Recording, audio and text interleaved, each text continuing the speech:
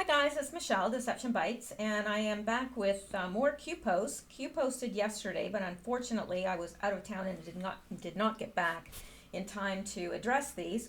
But I'm doing so now. I don't have a long time, but I think I have enough time to squeeze this in because we don't have a lot of posts. There's a lot in there, but not a lot of posts.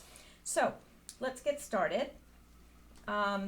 Again, I wanted to just touch on the fact too that if you want to be subscribed to me, make sure that you keep subscribing because they are knocking people off of subscriptions from channels like mine, other conservative channels. So just so you're aware of it, and so if you want to be notified and so forth, click the bell and make sure that you're still subscribed. Anyway, March 21st.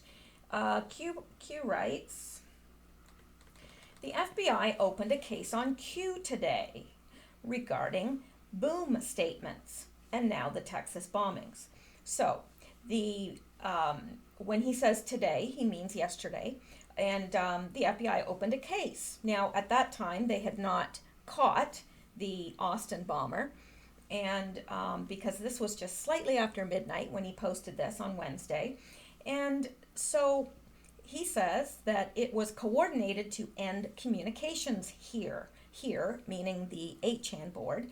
And he says predictable. And of course it's predictable. They've been trying to do that since day one, basically. I mean, maybe not day one, but very, very quickly after Q started posting, they started to disrupt communications on that board and recall sorts of havoc, and we know that they would stoop to anything to do that. So yes, it is predictable. Now it says they are scared. Now this is interesting. He posted this just after midnight on Wednesday, okay, and he puts 4 a.m. Well, 4 a.m. And then down here he puts Wednesday, both in kill boxes, and he says 4 a.m. and they will fail. We know the details. And then he says Wednesday. Now these are also both bolded. So he's saying 4 a.m. Wednesday. So what happened at 4 a.m. on Wednesday? Well, that's when the bomber blew himself up. But this was posted just after midnight on Wednesday, before that happened. So again, we have a case where Q has predicted something that has subsequently come to pass. So that's interesting, right? Now, I think what he's saying here is that, okay, the FBI opened the case today because they thought, the boom statements might have something to do with Q. Or it could be somebody following Q that's trying to make these booms come to pass. I don't know. But he says down here, they're scared. And so I don't know whether he's saying, now, I don't believe the official narrative about this bomber. I don't. Now, do I believe that people were injured and killed with the bombs? Yes, I do believe that. I believe that there were bombs. I believe that people were injured or killed. Yes, I do. But do I believe it was that particular person that they claim blew themselves up? I don't know. I'll tell you one thing. I don't believe they blew themselves up. I don't believe that for a minute, and I'll tell you why. I saw a picture of the car. Now, if you blow yourself up in a car with a bomb, there's going to be blood and brain matter everywhere. And I'm sorry to be so graphic, but that's a fact, and you all know it. So, do they think we're so stupid that someone's going to blow themselves up with a bomb in a car that is powerful enough to have killed and maimed people, and they blow themselves up with a bomb in the car, and there's no blood on any of the windows? None. How did they manage that? Did he tape the windows before he did it? Of course not. So it doesn't make sense. And the whole thing about them chasing him and then him having this bomb in there and he's deciding to blow himself up, it does not make sense to me. Now, I'm sure more details will come out and maybe I'll say, you know what, I was wrong. But at this point, I don't believe the narrative. I don't believe it, and you can't make me believe it. So there we go.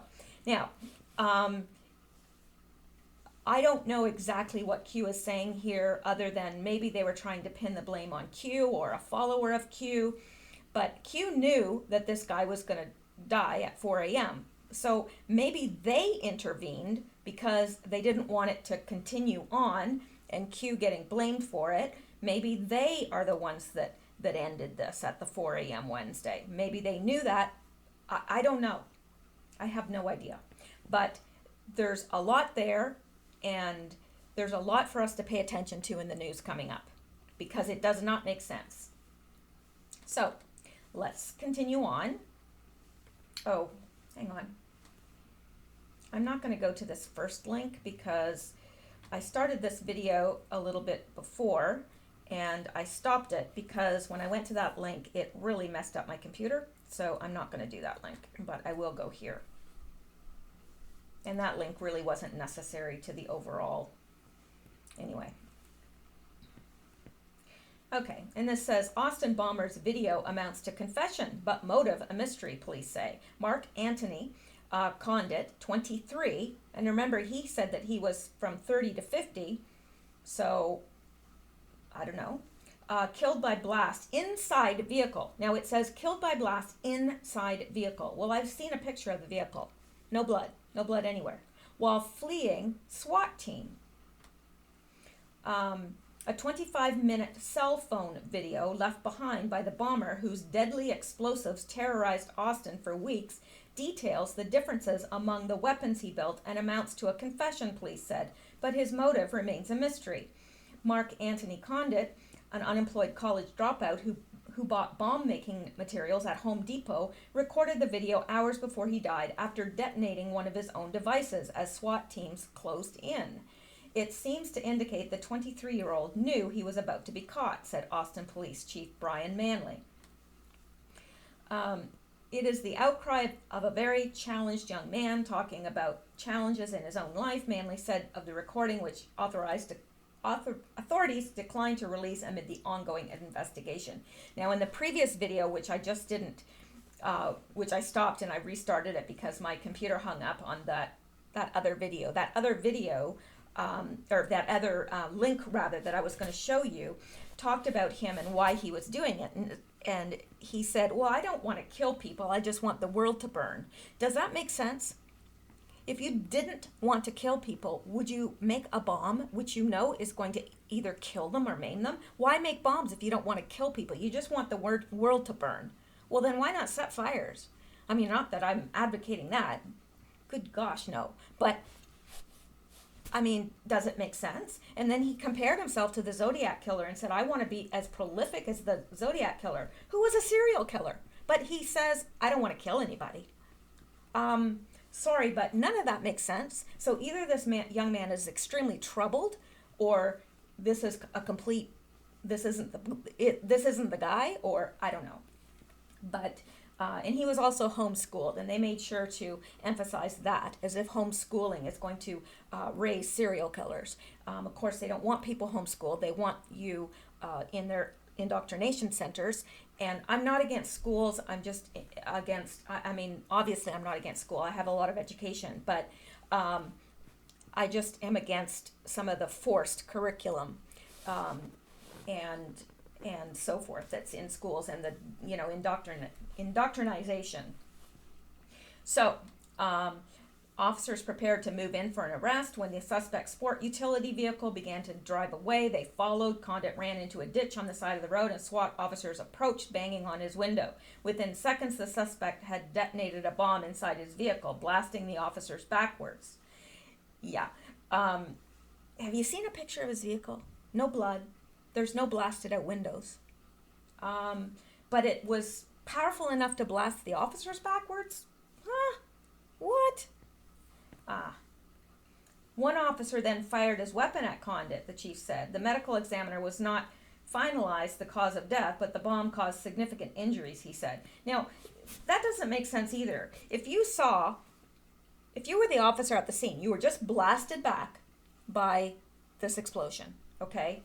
And I do understand that an explosion does cause that effect. It causes you to be blasted back. And you get up, you draw your weapon, you see that this man is mangled.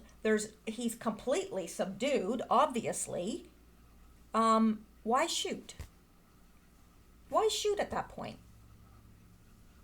He's not going to be of any, he's not going to hurt you in any way, right? He's been blown up. So why shoot? The whole thing doesn't make sense to me. It just doesn't. It defies logic. And I think we're all logical people. I hope.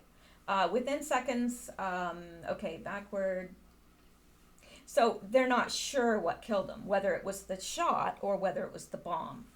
And then fifth parcel bomb leaves Texas investigators baffled. And also, it's weird that Q had 5 booms and there were 5 bombs. So I don't know. There's something going on here, and they're trying to, it's some sort of a narrative to harm Q or bring, whatever. But it's very interesting. Law enforcement officers did not immediately say whether Condit acted alone in the 5 bombings. Well, of course not. He probably had CIA or FBI or someone helping him, if it was even him.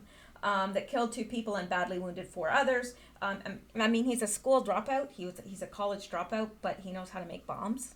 Like, I don't know how easy it is to make bombs. I don't want to know. But I would assume that it takes some level of skill and knowledge. Okay.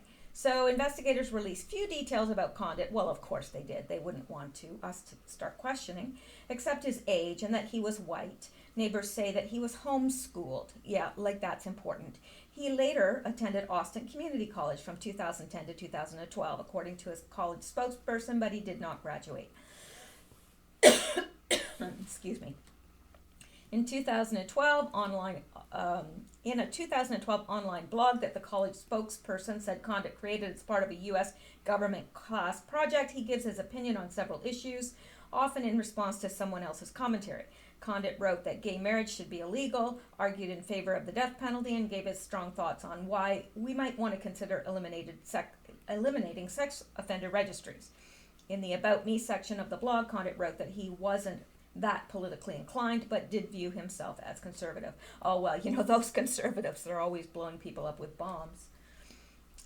Jay Schultz, who lives in Pflugerville, said he was jogging Tuesday night when he was stopped by police and asked about the bombings. He said police flew drones over Condit's home for about 6 hours between Tuesday evening and early Wednesday morning.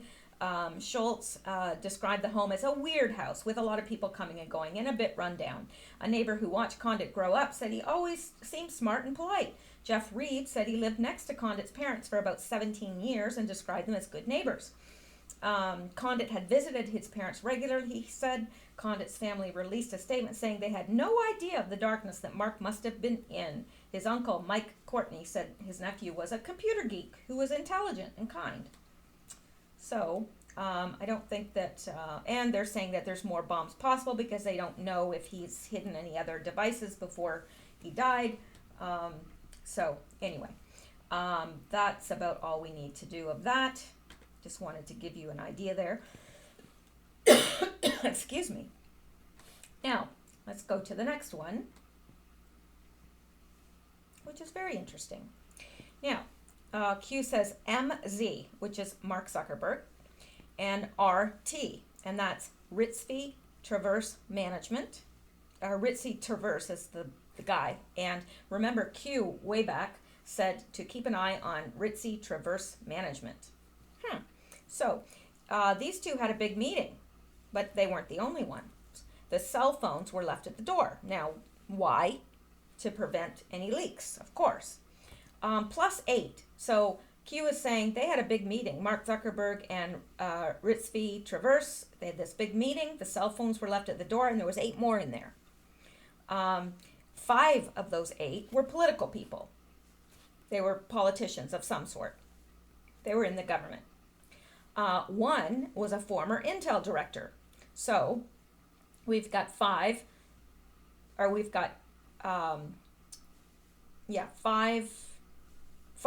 the politicians of some sort, plus 2, Mark Zuckerberg, Ritzvy Traverse, plus 1 is 8, right? 8 were in the meeting total.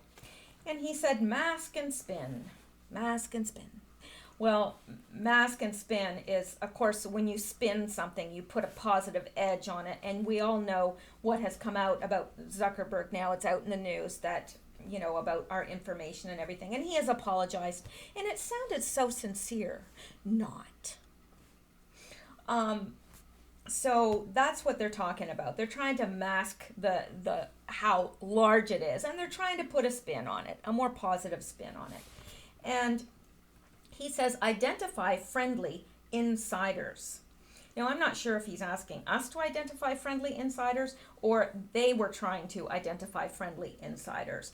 I don't think he would be asking us because we don't know who was in the meeting aside from these two. So it would not make sense to ask us to identify friendly insiders because we would have no way of doing that. So I think he was saying that that was the purpose of this meeting, is to identify friendly insiders, I guess. MSM, mainstream media support plus talking points. And then he says, shift narrative. Fail. So they're trying to shift the narrative, okay, but it's a fail. And the mainstream media support and talking points, I think that they're trying to support this mask and spin.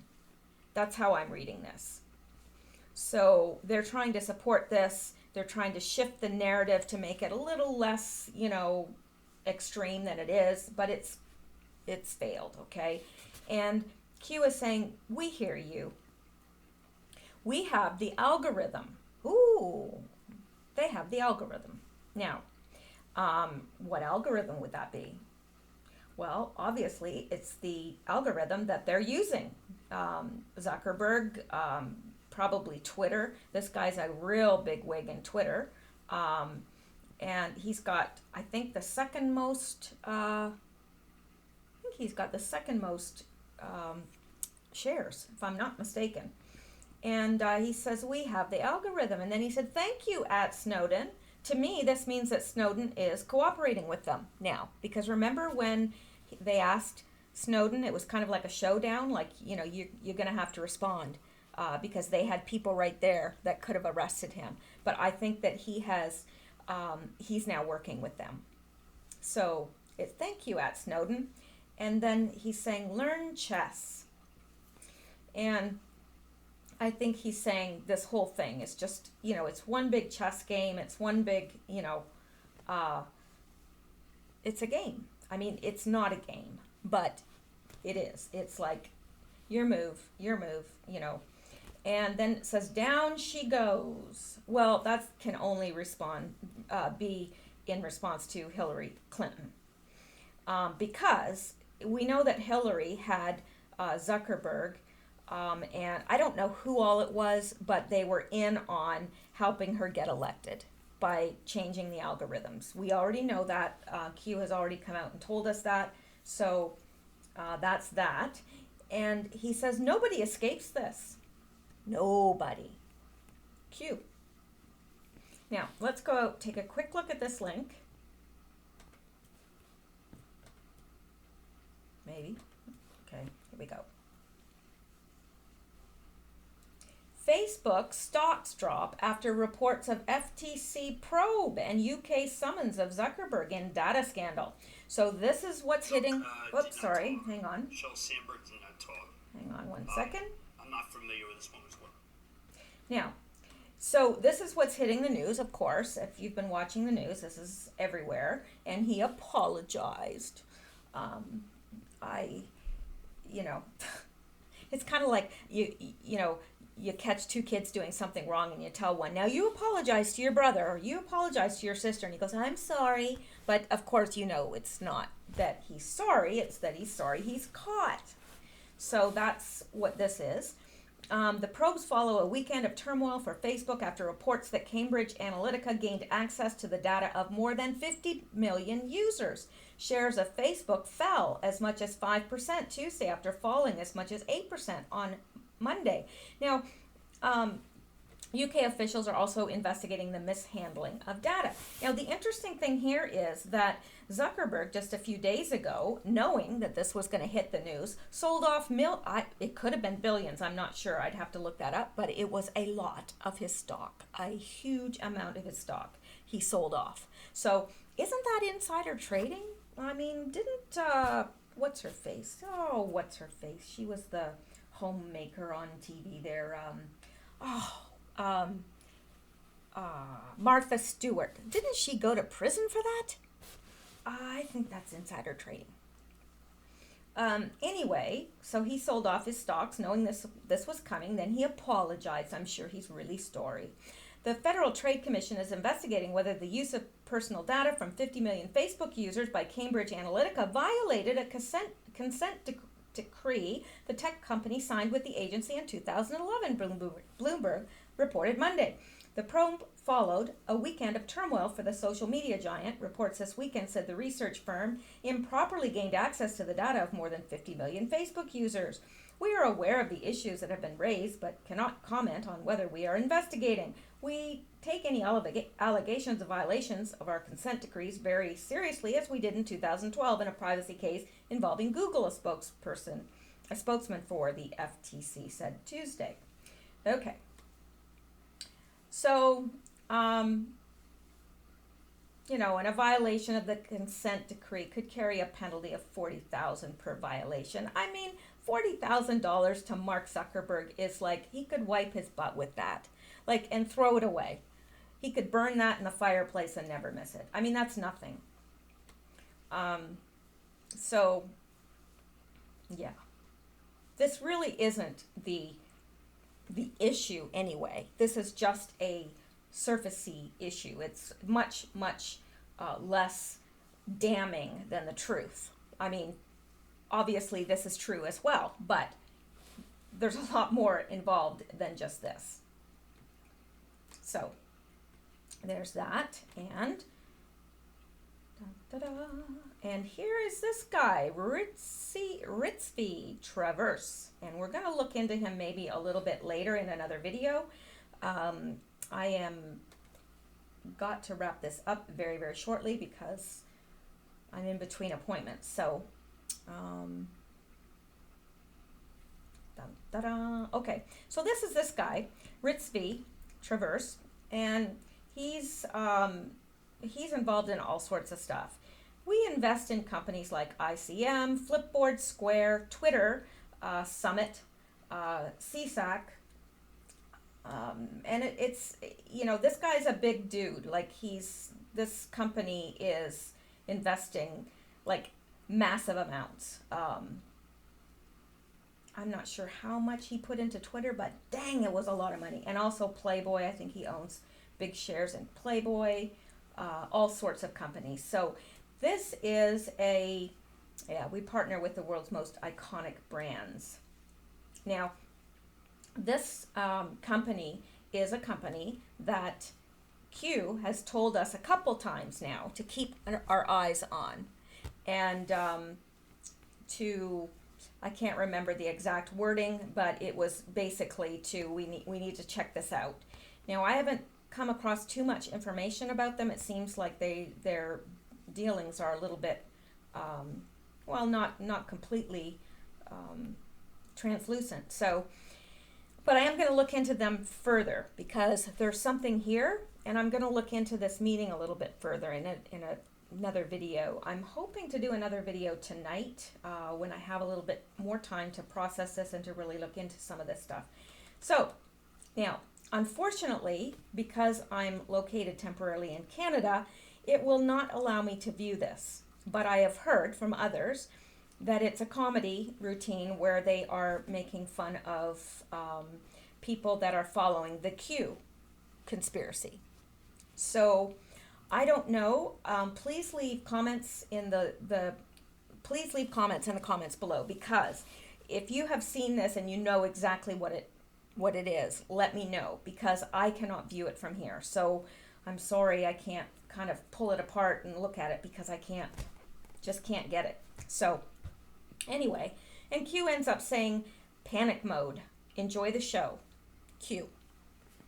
So that's it for this video. I'm going to wrap up here, and I will be back probably tonight to post another video, at least perhaps giving more detail, or there may even be additional Q posts to go over. So I hope to see you then, and I will say goodbye for now. thank you so much for listening. I appreciate all you guys. I really appreciate your comments. So have a good day. Hope everything's going well for you guys today. Stay safe. Stay safe. Thank you.